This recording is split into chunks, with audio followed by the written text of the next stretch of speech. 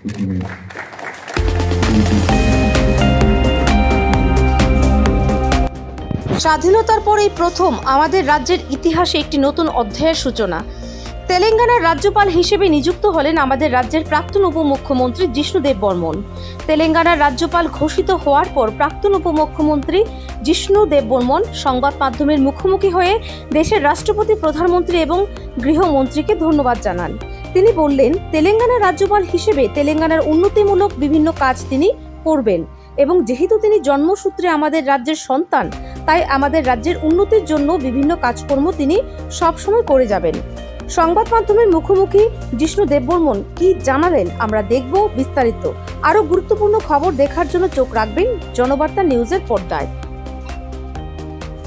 দেখুন, এই স্বাধীনতা পরে প্রথম মনে হয় ত্রিপুরা থেকে রাজ্যপাল একজন হচ্ছে, সেটা আমি হয়ে গেলাম। কি হতে পারতো, কোনো ব্যাপার না, এটা প্রথম দ্বিতীয় তৃতীয় কোনো ব্যাপার না। কথা হলো প্রধানমন্ত্রী এবং মহিম প্রেসিডেন্টকে এবং হোম মিনিস্টারকে ধন্যবাদ দেওয়া, যে ত্রিপুরার জন্য ওরা ভাবে সবসময়। বিশেষ করে প্রধানমন্ত্রী সবসময় ত্রিপুরাতে আসে, ইলেকশন হোক ইলেকশন ছাড়াও আসেন উনি। এবং ত্রিপুরাতে আগে পদ্মশ্রী কোথায় ছিল?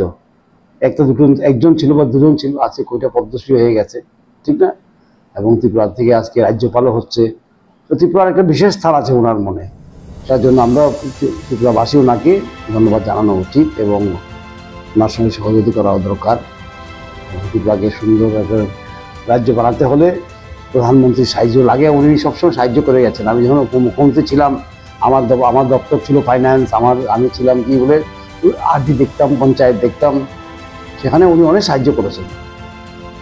বিশেষ করে প্রাইম মিনিস্টার আবাস যোজনা, তারপর জলের জন্য বিশেষ করে পাহাড়ে যেমন জাতিদের যেমন উন্নতি হয়, ওরা যেমন কি বলে কারেন্ট পায়, সোলার সিস্টেম করে যেমন ওরা কারেন্ট পায়, সেটার জন্য অনেক উনি টাকা পয়সা দিয়েছেন। ওনার কাছে আমরা সদাই কৃতজ্ঞ থাকবো। এবং আজকে উনি আবার প্রমাণ করে দিয়েছেন ত্রিপুরাকে উনি ভুলেননি। ত্রিপুরা থেকে এবার প্রথমবার আফটার 75 ইয়ার্স কি হলো, একজন রাজ্যপাল হলো। গতকালকে রাত্রে যখন প্রথম খবর পেয়েছেন, কিরকম অনুভূতি, কিরকম লাগছে? প্রথম আমাকে ফোন করেছিলেন প্রধানমন্ত্রী স্বয়ং। উনি একটা ফোন করে বললেন, তুমি ত্রিপুরার বাইরে কাজ করতে হবে তোমাকে। আমি বললাম, আপনি আদেশ করুন, আমাদের পার্টি খুবই, যেখানে যা আদেশ হবে তাই করবো। এরকমই কথা হয়েছে ওনার সঙ্গে। তারপর আমাকে ফোন করেছে মুখ্যমন্ত্রী তেলেঙ্গানার, বলে ওয়েলকাম টু তেলেঙ্গানা। তখন আমি জানলাম যে আমি তেলেঙ্গানা রাজ্যপাল হয়ে যাচ্ছি। আমি জানতাম না কোথায় রাজ্যপাল হবো, কিন্তু মুখ্যমন্ত্রী ফোন করার পরে আমি বুঝলাম। সার্বিক এই বিষয়টা কিরকম লাগছে নিজের একটা? দেখুন, ভালো, এতদিন পরে একজন ত্রিপুরার লোক, ঠিক না, রাজ্যপাল হচ্ছে, সেটা একটা রেকর্ড একটা হচ্ছে, ভালো। এবং কাজ সবখানেই করতে হয়, ঠিক না? কেমন লাগছে সেটা বড় কথা নয়, কাজ কিভাবে করা হবে সেখানে, সেটা নিয়ে চিন্তা করা দরকার। মুখ্যমন্ত্রী ছিলাম তখন কাজ করেছি একরকম, তখন তো একটা পলিটিক্যাল পদও ছিল সেটা, ঠিক না, পার্টি ওয়াইজ।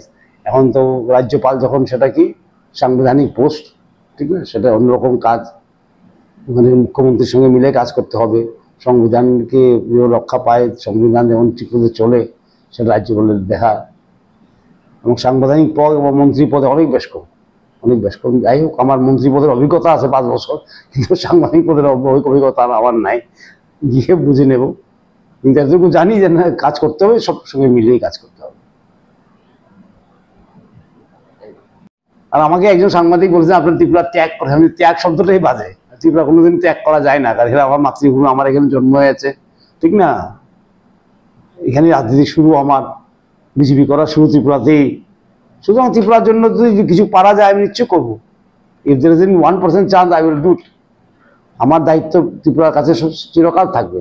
আমি তেলেঙ্গানা যাই বা রাজস্থানে যাই বা মধ্যপ্রদেশে যাই, আমার প্রথম দায়িত্ব ত্রিপুরার কাছে। কারণ ত্রিপুরা থেকেই উঠে এসেছি আমরা, না আর পার্টির কাছে, কারণ পার্টি থেকে উঠে এসেছি আমরা। কাজ করেছি, পার্টির কাজ করেছি দুর্দিনে, বহুদিন ধরে আমরা ভারতীয় জনতা পার্টি করি, সেটা ঠিক না। কিন্তু আজকে আমি আছি কনস্টিটিউশন পদে আছি, সুতরাং এখানে পার্টির ঊর্ধ্বে উঠতে হবে আমার, ঠিক না? সবকে নিয়ে কাজ করা। প্রাইম মিনিস্টার বললাম সবকা সাথ সবকা বিকাশ, সেটা গভর্নরকে করতেই হবে। পার্টির ঊর্ধ্বে কাজ করা, সবাই চিফ মিনিস্টারের সঙ্গে নিয়ে কাজ করা, তেলেঙ্গানার উন্নতি যেমন হয় এটা উন্নত স্টেটই মোটামুটি, হায়দ্রাবাদ আছে, এত আইটি একটা হাব আছে এখানে, সেটাকে আরও কীভাবে কী রূপ দেওয়া যায়,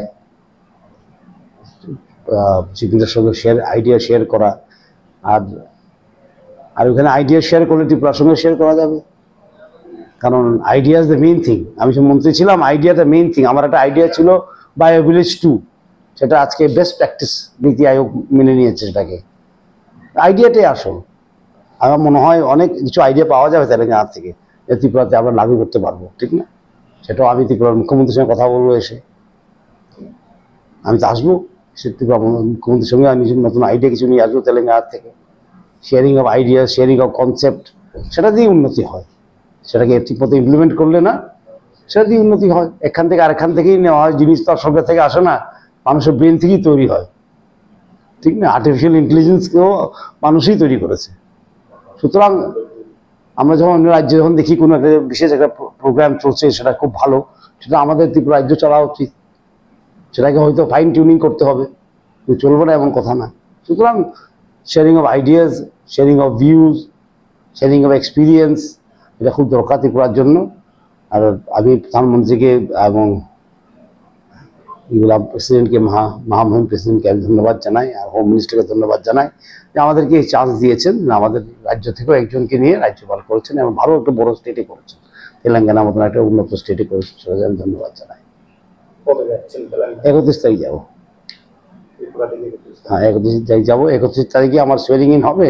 1 তারিখে আমি গভর্নর মিটিং হবে রাষ্ট্রপতি ভবনে, সেখানে আমি যোগ দেব, সেটাই।